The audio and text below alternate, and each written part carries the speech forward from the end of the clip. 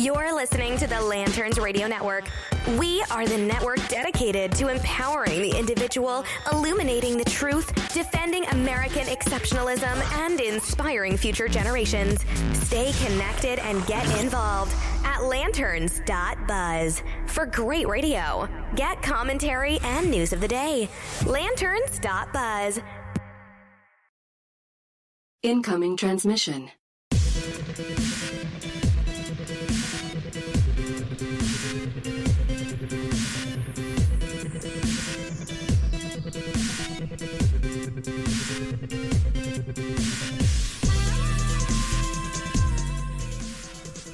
If nobody can rescind a You're DACA order... To the HoloNet podcast on the Lanterns Media Network. The new conservative resistance begins right here, right now. If the president can't rescind an executive order, who the can? That's coming up here on the HoloNet podcast on the Lanterns Media Network. Stick around. Allied reinforcements have arrived from the west.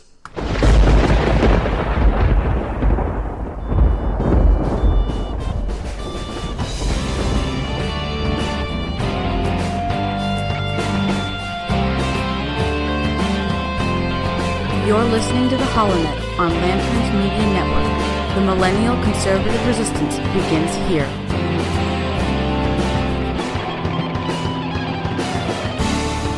Yes, indeed, ladies and gentlemen, boys and girls, children of all ages, the new conservative resistance does indeed begin right here, right now with you. You're listening to the HoloNet podcast on the Lanterns Media Network. Today, we are taking a look at DACA. That's right, our favorite remnant of 8 years of President Barack Insane Obama is the Deferred Action for Childhood Arrivals executive order. Don't confuse it with an act, because it's not an act of Congress. It is an executive order. And it is an executive order that on Friday, a judge ruled cannot be rescinded by the president. I'll say that again because it bears repeating.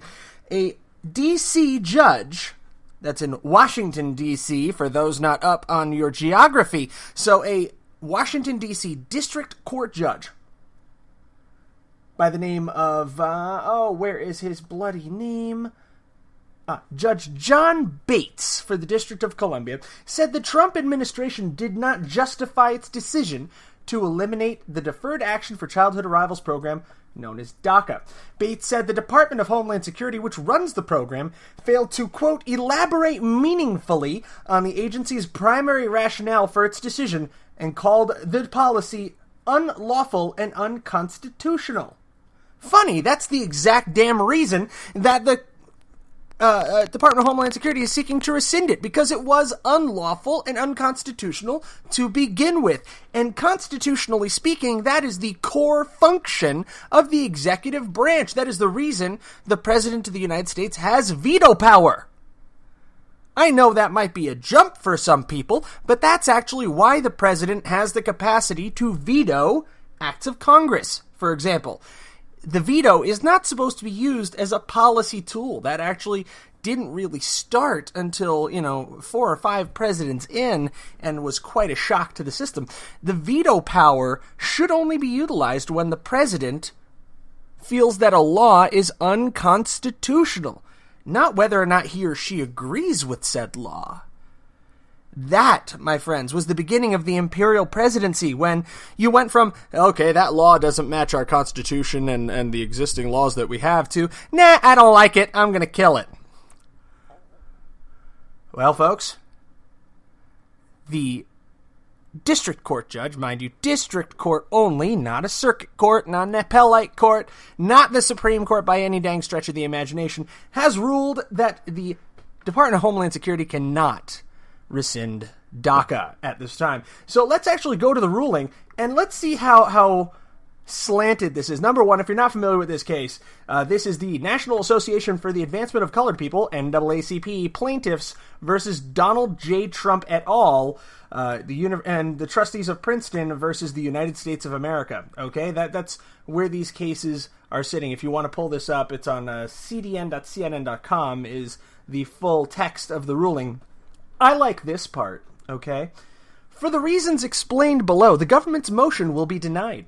Although the Nielsen memo purports to further explanation for DHS's decision to rescind DACA, it fails to elaborate meaningfully on the agency's primary rationale for its decision, the judgment that the policy was unlawful and unconstitutional, which they don't really need to elaborate why it's unconstitutional, because the president lacks the ability to confer citizenship on somebody or a different citizenship status. That power remains with the Congress. But I digress. Returning to the quote, and while the memo offers several additional, quote, policy grounds for DACA's rescission, most of these simply repackage legal arguments previously made, and hence are, quote, insufficiently independent from the agent's evaluation of DACA's legality to preclude judicial review or to support the agency's decision. Finally, the memo does offer what appears to be one bona fide, albeit logically dubious, policy reason for DACA's rescission, but this reason was articulated nowhere in DHS's prior explanation for its decision, and therefore cannot support that decision now.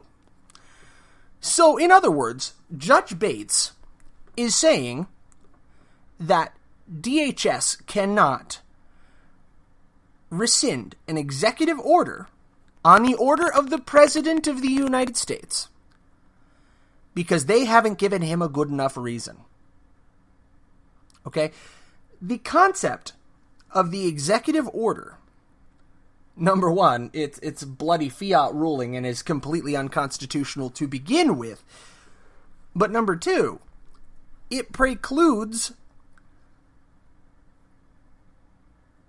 a judge at this level from intervening in it. This is a clear overextension of the judicial branch's power and is a clear case of legislating from the bench. Right now, what we are seeing are the two ruling classes of the American government duking it out. And where the real power in the American government lies today in 2018 is not with the House, it's not with the Senate, it is with the judicial and the executive.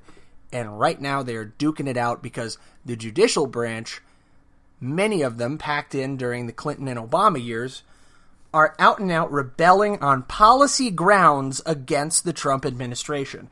Now, whether you like the Trump administration or not, it is facile. It is on its face an unconstitutional practice for the President of the United States to, by fiat, confer legal status on illegal immigrants in the United States. This is a power that is enumerated to the Congress. Therefore, it is on its face unconstitutional and bears no additional explanation to a judge who, albeit logically dubious, I'll steal his own words, understanding of the Constitution must exist. I mean, a D.C. District Court judge should have a working understanding of the Constitution of the United States of America. Doesn't that connect? Doesn't that work in your mind? But no. So apparently we have to walk him through that 1 + 1 = 2, and 2 + 2 = 4. And this is going to be delayed further and ratcheted up to another level in the appeals process. And folks, here is where the magic happens. What you are seeing is a delaying tactic. That is all this amounts to. This entire judgment here, this entire case through the NAACP. By the way, The Hill had some good reporting on this as well. This is all an exercise in delaying strategy. Oh, I stand corrected. Bates was a George W. Bush appointee. Look at that. Earlier this year, Bates, a George W. Bush appointee, became the third federal judge to reject Trump's explanation for ending the program, ruling at a time that the decision by the Justice Department that the program was unlawful was virtually unexplained.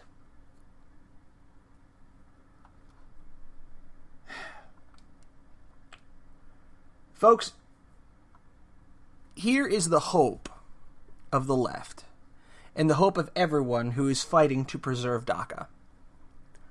They're hoping that in 2018, the mythical blue wave will strike, and that they will be able to achieve some sort of a working majority or functioning representation in Congress, enabling them to pass a true DREAM Act, which will render the DACA executive order moot. Or that they can hold out until 2020 and hope that a Democrat is elected president of the United States who will uphold the provisions of DACA, or that they will simply wear down the opposition.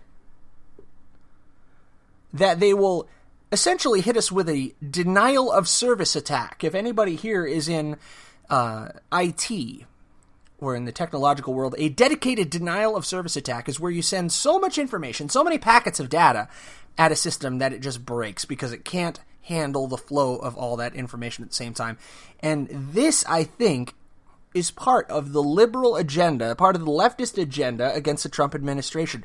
That absolutely every ruling, despite its clear constitutional basis, must be challenged, and challenged repeatedly, over and over and over again, to overwhelm the resources and overwhelm the attention span of the people who would defend them.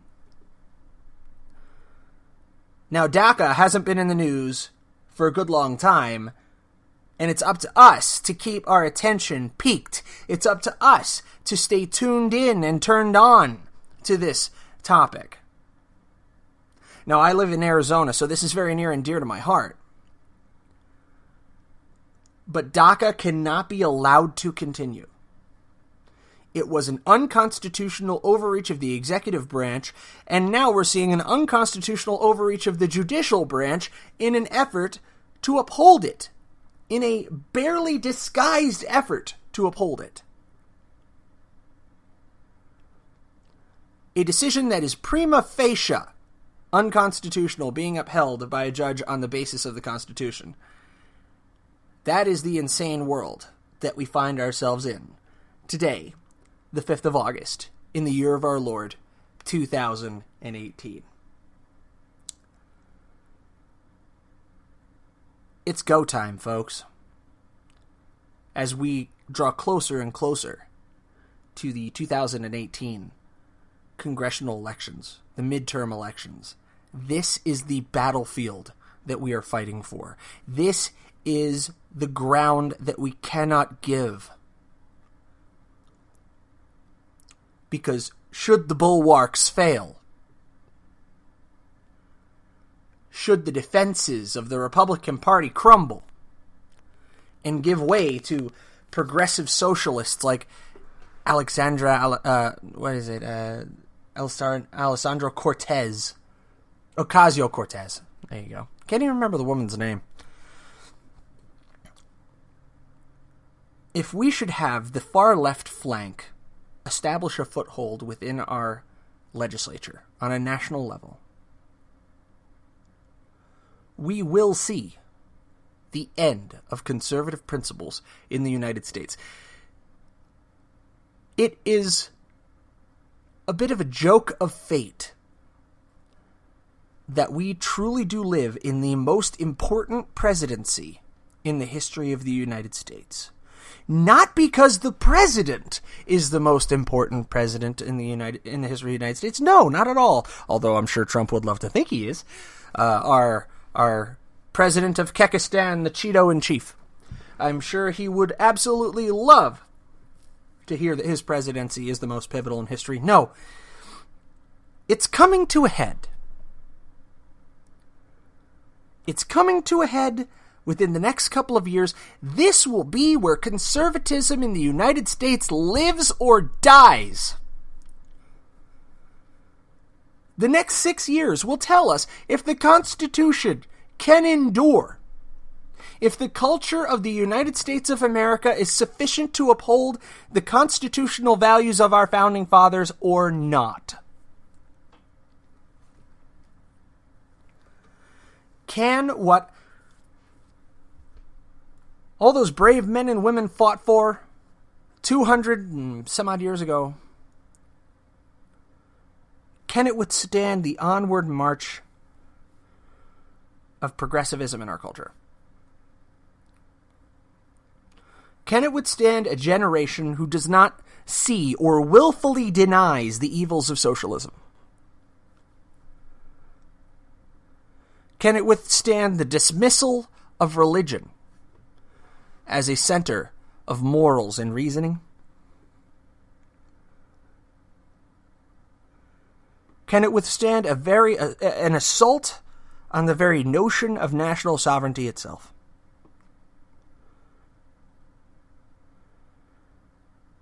Lincoln said, "A house divided against itself cannot stand."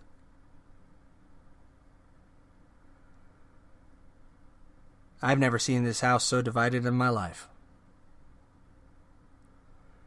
And I would wager even those of you alive in the 60s could even say that you have seen it more so. Take a quick break, and when we come back, a breaking story on CNN and also on local affiliates is that in New Mexico, law enforcement officials have raided a compound and rescued 11 children. All that and more here on the HoloNet podcast on the Lanterns Media Network. Follow us on Facebook.com/HoloNet, theholonet.com, and theholonet.lanterns.buzz. Tweet at the HoloNet.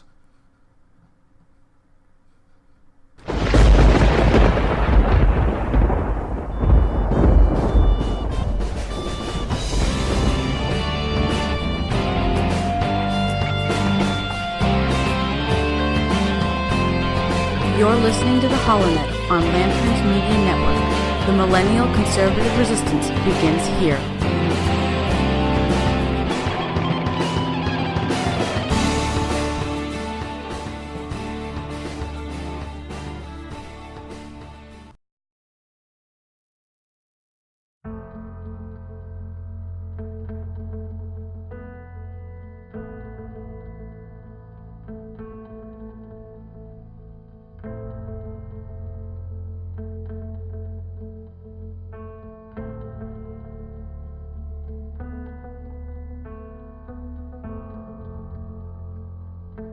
I see people coming together not for divisiveness of party or for dichotomy of thought, but for unity in principle. And the principles that founded our nation, that all men are created equal and are endowed by their Creator with certain inalienable rights, life, liberty, and the pursuit of happiness. Today, ladies and gentlemen, those principles are under the sternest attack that we have seen in many generations. It has become a crime in this nation nearly to express a difference in opinion from what is held by your party to be doctrine, from what is purported by the media to be truth.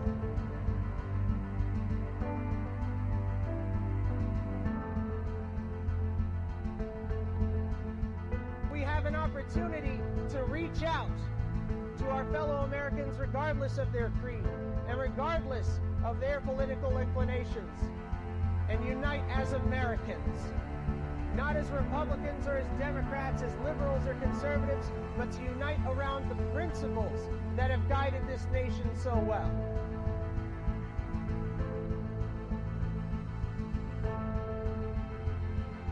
I've covered a lot of stories,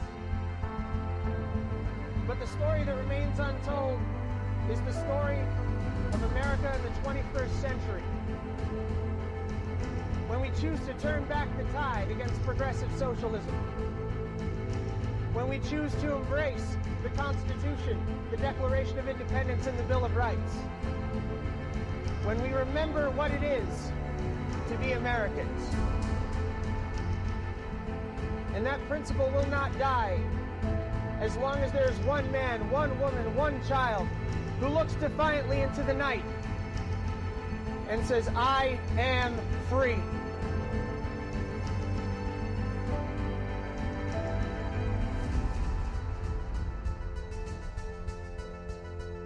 You're listening to the HoloNet podcast on the Lanterns Media Network. The new conservative resistance begins right here, right now.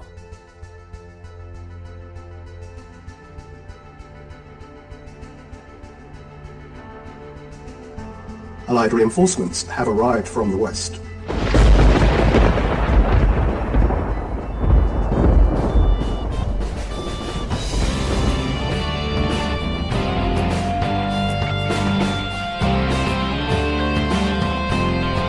You're listening to the HoloNet on Lanterns Media Network. The millennial conservative resistance begins here.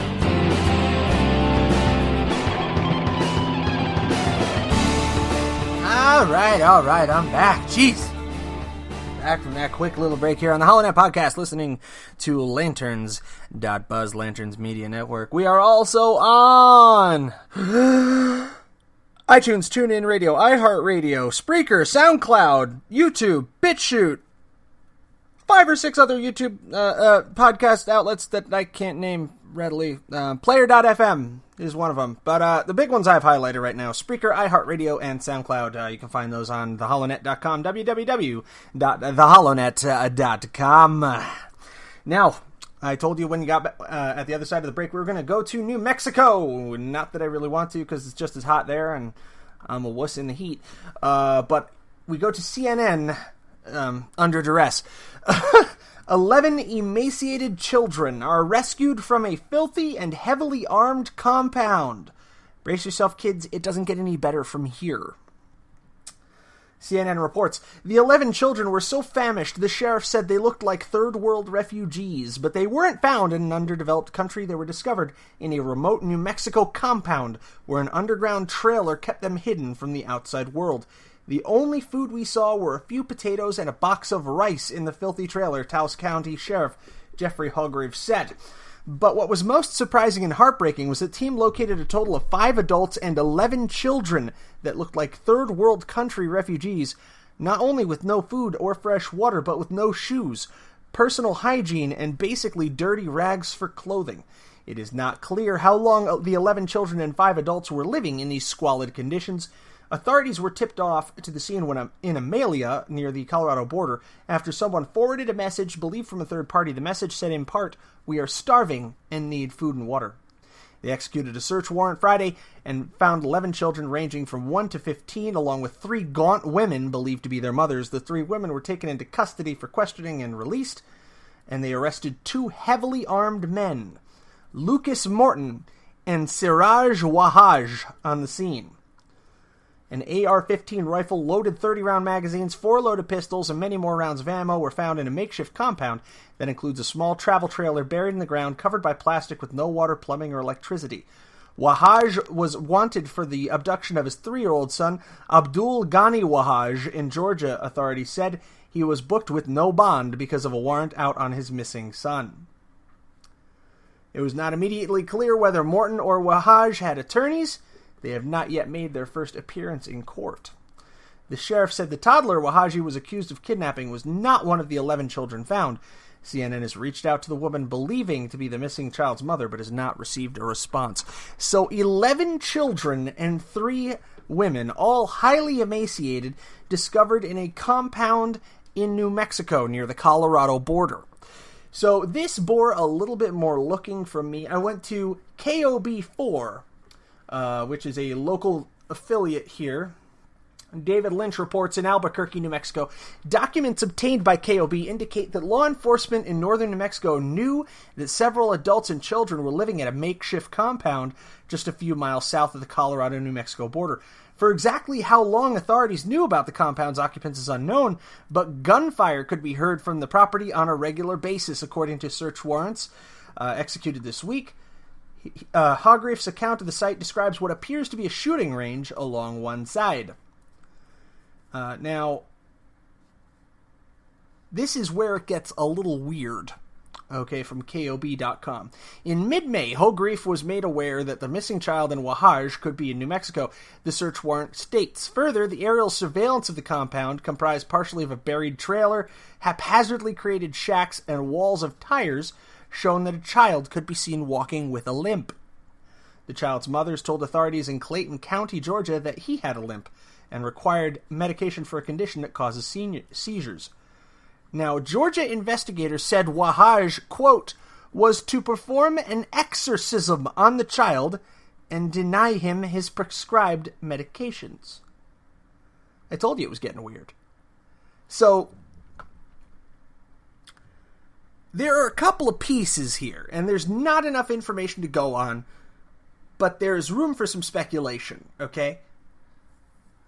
Now, on the surface, and the most expected thing for any right-wing conservative to do would be to go, Wahaj, Abdul, these are Middle Eastern-sounding names. Compound located in New Mexico on the Colorado border. Guns and ammunition discovered. 11 children. 3 women for 2 men. Hang on. Cool yourself down for just a second, okay? Chill. We then hear that the father was to perform an exorcism on the children. So, on the child that's missing, on the toddler. So we start to see kind of things that lead in, like maybe the Islamic extremist direction, and then we see things that lead into kind of the Christian extremist direction. You know, are we dealing with religious fundamentalism here? Or are we just dealing with a couple of psychos? I'm leaning toward the latter right now. I don't want to get on record and push this out as, you know, a Islamic fundamentalist situation or Christian fundamentalist situation or religious fundamentalism at all. But it's starting to bear some of the hallmarks. Now, this is a developing story. So we're going to Lex18.com, Lexington, Kentucky's local news.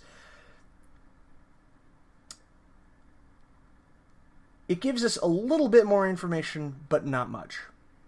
Okay? It tells us Amalia is located 145 miles northeast of Albuquerque and is in an isolated high desert area near the New Mexico-Colorado border. Now, it says, there were no injuries during the search. But the adults and children appeared as if they were refugees with no shoes, personal hygiene, in the saddest living conditions and poverty I have ever seen.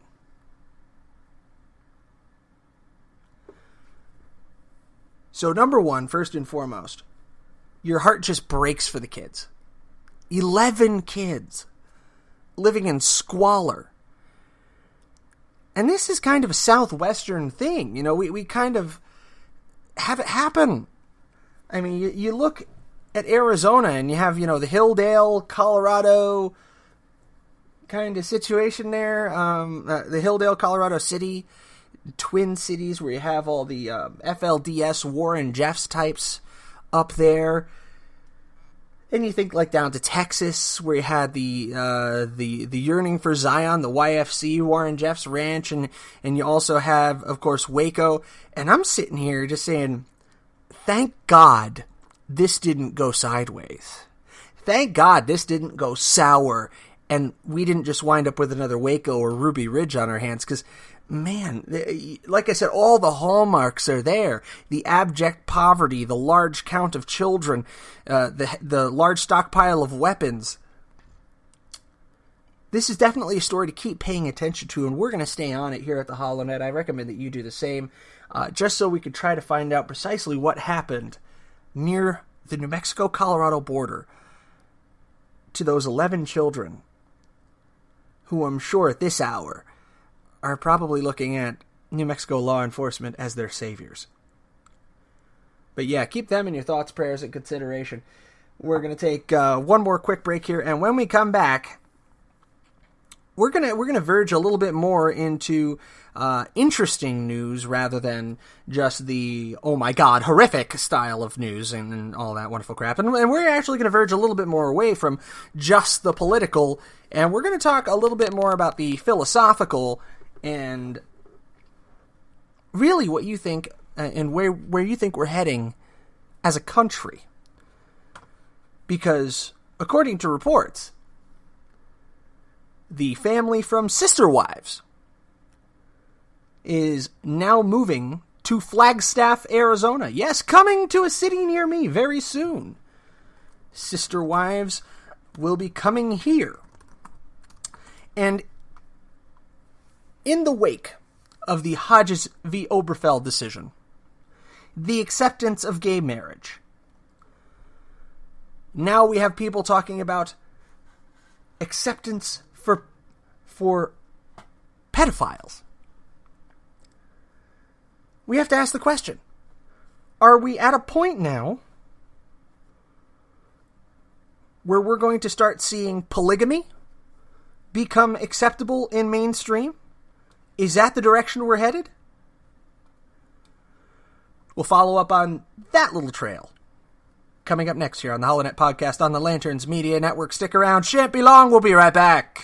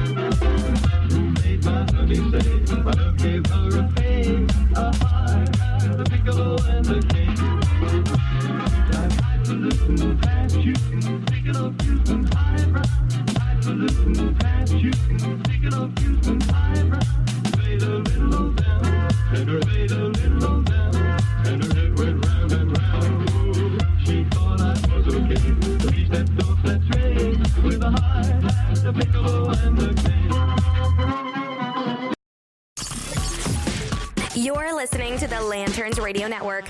We are the network dedicated to empowering the individual, illuminating the truth, defending American exceptionalism, and inspiring future generations. Stay connected and get involved at lanterns.buzz for great radio. Get commentary and news of the day. Lanterns.buzz. Allied reinforcements have arrived from the west.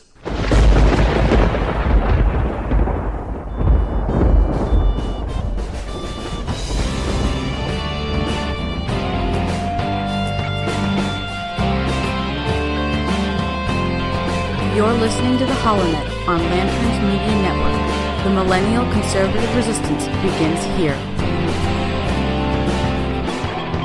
Oh yes, yes indeed. The new Millennial Conservative Resistance begins right here, right now with you. You're listening to the HoloNet Podcast here on the Lanterns Media Network. Couldn't say that any faster if I tried. And, ladies and gentlemen, the polygamists are coming! The polygamists are coming! Light the beacons!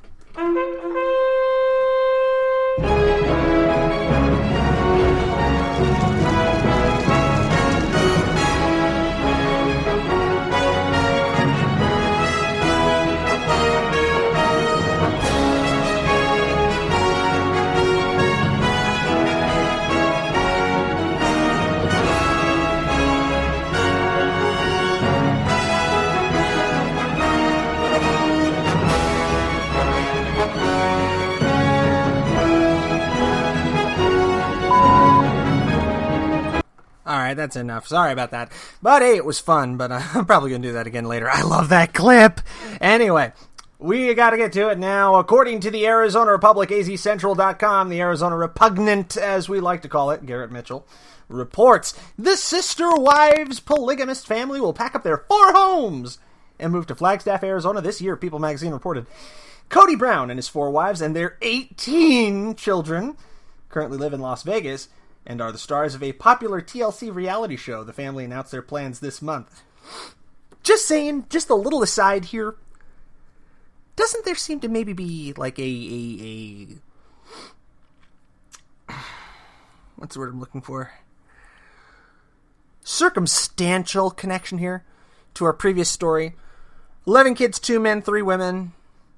And then a polygamist family. Never mind that, it's just stupidity. Get on with it. Yes, get on with it. Oh, God, shut up, jeez. Okay. So Cody, his 4 wives, their 18 children, currently live in Las Vegas, and they're the stars of the popular TLC reality show, and the family announced their plans this month. They say, as much as we've loved making our home and memories in Las Vegas, we're excited to embark on a new adventure in Flagstaff, Arizona, the Brown family said in a statement to People. We're looking forward to cooler temperatures, the mountain air, scenic views, and slower lifestyle of Flagstaff. Though much remains unknown about when and where they'll be living in Flagstaff, the tight-knit plural family is sure to document their move on their TV show.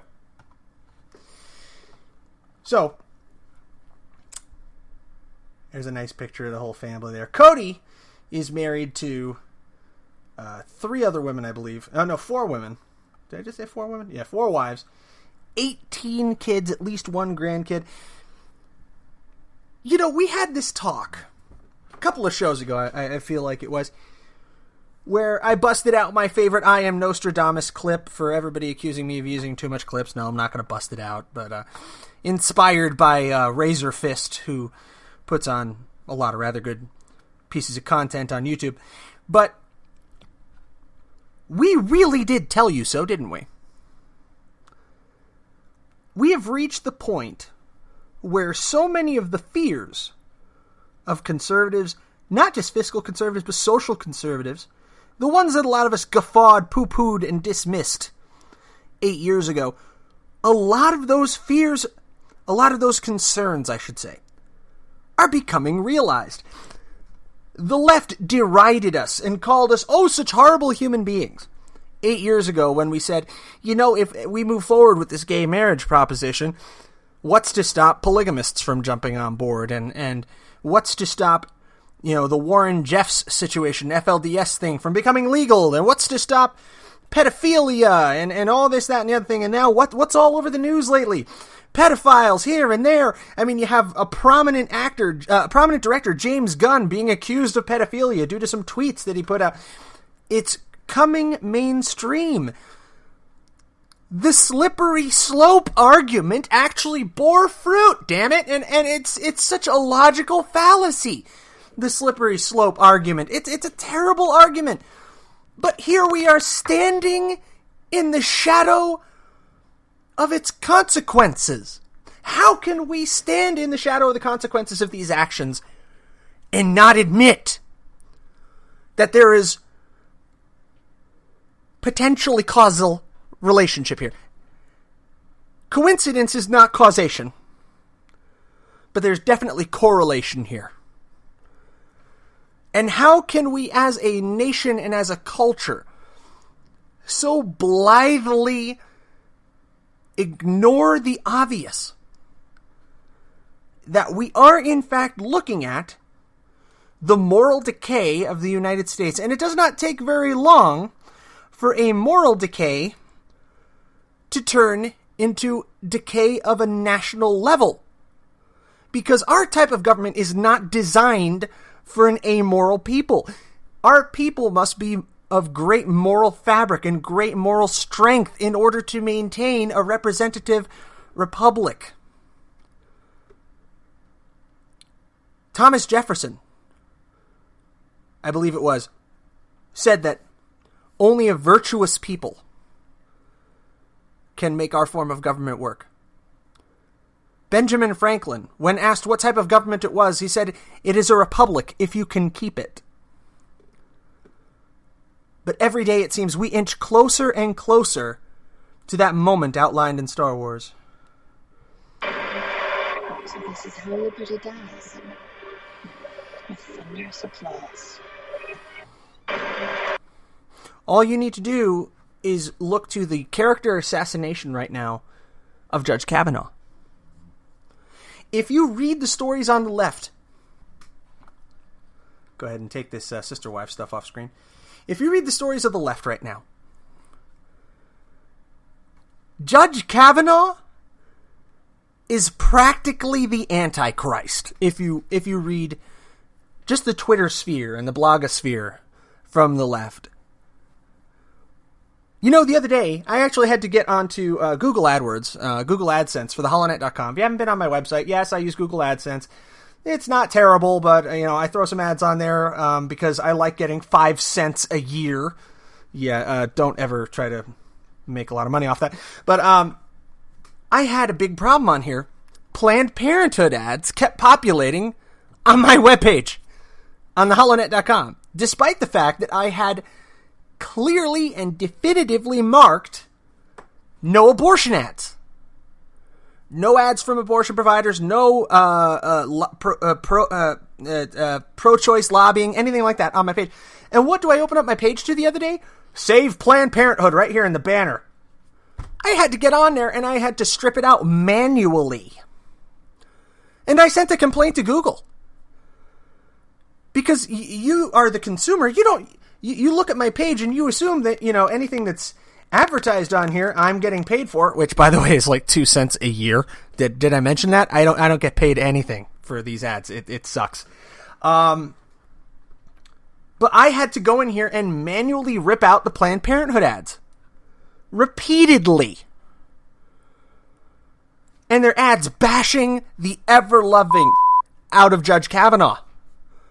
Painting him as some sort of an authoritarian fascist who is bound and determined to set back women's reproductive rights, which is an absolutely asinine term, because the man believes, as I do, that abortion is murder. And that Roe v. Wade is bad law. By the way, Ruth Bader Ginsburg has a pretty dim opinion of Roe v. Wade, if you care to look that up. She said it was horrible law. And that it probably set back the women's rights movement 25 years. I'm paraphrasing. But if good old RBG, with her doily-style robes, I don't even know what the hell you call that, like the lapels on it look like doilies, don't they? It's kind of weird. It's kind of like, I look at that and I go, doesn't that belong on an end table at my grandma's? But anyway. Even she said it was terrible law. So, the fact that another constitutional judge and a scholar of constitutional law, Brett Kavanaugh, spoke out against and wrote against the decision, this now makes him the proverbial antichrist for the left. Folks, I said it before.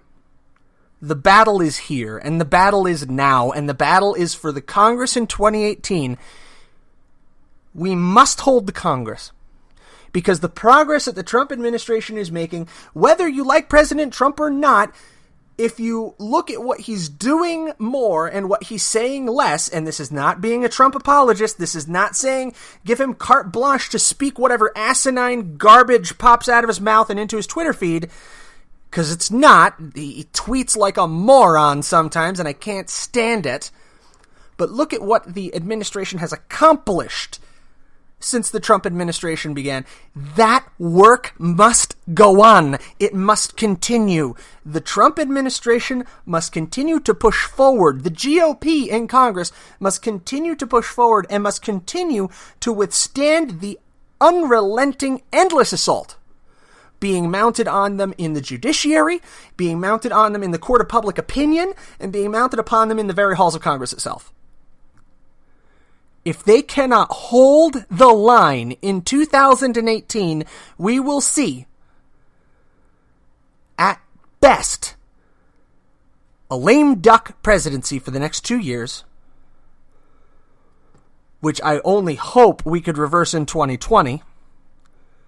Failing that, we could see the impeachment of the President of the United States on some drummed-up charge, forgive the pun, on trumped-up charges of Russian collusion and collaboration and some sort of fabricated indictment along the lines of the previous memos that were released, which was straight-up DNC Oppo work, I might add.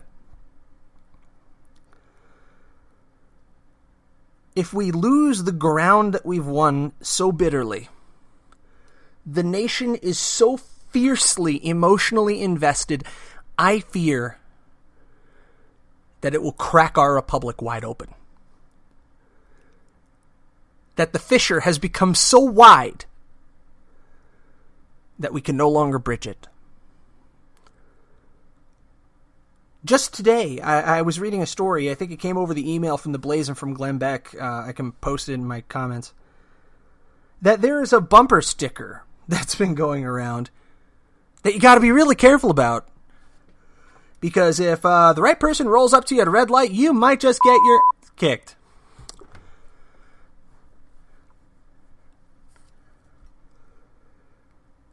We've gotten there, where somebody being quote-unquote triggered is now being used as a reasonable justification? By police, okay? Well, maybe you provoked them. How? By wearing that MAGA hat. What? We must be so cautious. We have to extend our hand to our fellow Americans on the basis of them being fellow Americans, but we cannot yield the political force in this country. We cannot yield the ground that we've won, politically speaking. We need to meet on a cultural basis, on a one-to-one basis as human beings, and we need to accept each other's opinions for what they are, opinions. And they may be deeply held, cherished beliefs, but they're beliefs. Words are not violence. Words are not violence. People can have differences of opinion and coexist with one another. This is what we seem to have forgotten. This is what we seem to have lost. When people are threatening to car bomb each other, firebomb each other, or throw Molotov cocktails, when people are getting doxxed left, right, and center, because they believe differently. Whatever happened to, I disagree with you. And I disagree with everything you say. But I will fight to the death for your right to say it. We need to return to being those Americans, to being those people who can strenuously argue and debate a point for hours on end until our throats are sore and we're bleary-eyed from reading the notes. And then leave the debate hall clap an arm around a shoulder and say, "You did good. I disagree with you, but you did good. Let's go get a beer." We need to get back to being the nation of our grandparents, where your friends were your friends, whether you agreed with them politically or not. And coming from a guy whose premise of his show is dependent on social media, Facebook, YouTube, Twitter, this sounds kind of hollow. But I think social media is partly to blame. But at the end of the day, social media is a mirror. It shows us ourselves. And if your heart is closed to someone because they're pro-choice or pro-life, because they believe there are only two genders, or they believe in the gender spectrum, because they believe in cradle-to-grave government care, or they believe in individual responsibility, if you are closing people out of your life for this reason, and I do it, my friends and family do it too, but we must acknowledge that we are a part of the problem, and we must strive to be better. Hold your convictions. Stand your ground. Yield nothing. Urge and support your legislators who are doing good to hold their ground. If they're not, vote in people who will do better. But hold the ground we've made so far. But do it without alienating people. Do it without creating hatred and strife. If we can remember how to do that again, then the Republic may still be saved.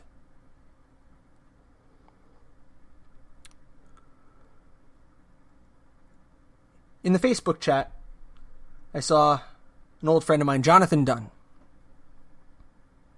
Freedom's Disciple on theblaze.com. If you want to check him out, blaze.com/radio, Freedom's Disciple.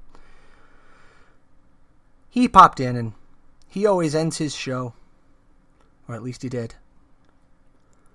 America is great because Americans are good. We need to remember how to get back to good. Think and pray on that this week. I know I will. Thank you for listening to the HoloNet podcast for August 5th, 2018. Good night. God bless you. And from Phoenix, Arizona, God bless America.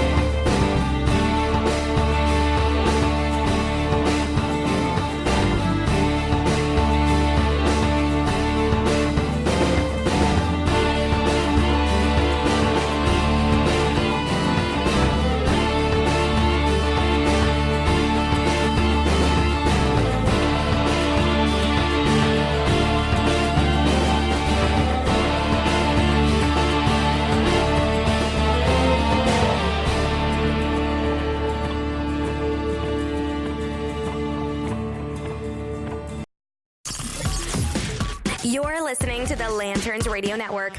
We are the network dedicated to empowering the individual, illuminating the truth, defending American exceptionalism, and inspiring future generations. Stay connected and get involved at lanterns.buzz for great radio. Get commentary and news of the day. Lanterns.buzz.